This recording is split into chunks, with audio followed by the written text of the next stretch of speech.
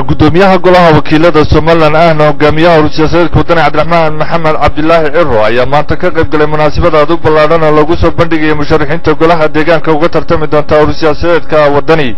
Ana munaasabadaas oo ahayd mid si arsara loo soo agaasimay lagu qabtay howlka Mawraan ee magaalada Cergaabo iyadoo halkaasna dadkii ay kala soo qayb galeen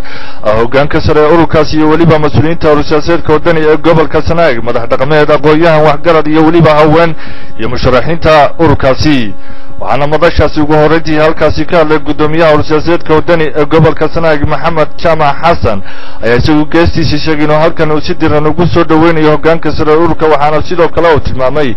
inay maanta halkan ay ku soo bandhigayaan 10 xubnood oo ka mid ah musharaxiinta golaha deegaanka uga tartami doonta ururka.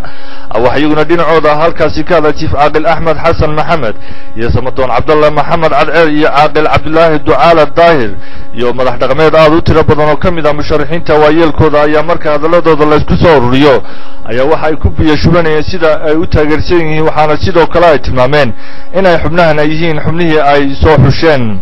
waxayaguna geestooda halkaasi ka hadlay xubno ka mid ah musharaxiinta golaha deegaanka u tartami doonta ayaa waxa ay dhammaantood ay sheegeen in ayaguna ka qayb qaadan doonaan haddii ay ku guulaystaan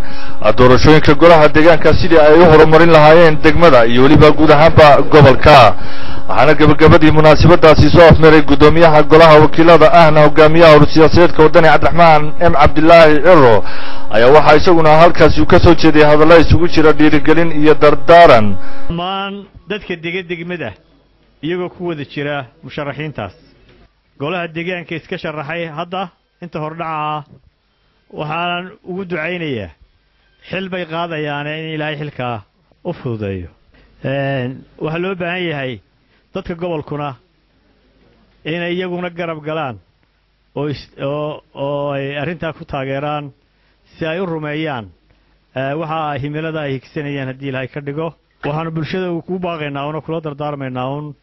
midnimadooda iyo amniga in la wada ilaaliyo, waayo amnigu waa waxa ugu qaalisan ee nolosha bini'aadamka.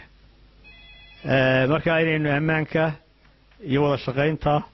iyo midnimada beesha iyo midnimada degmada Cergaabo iyo gobolkaba inaynu ku dadaalo.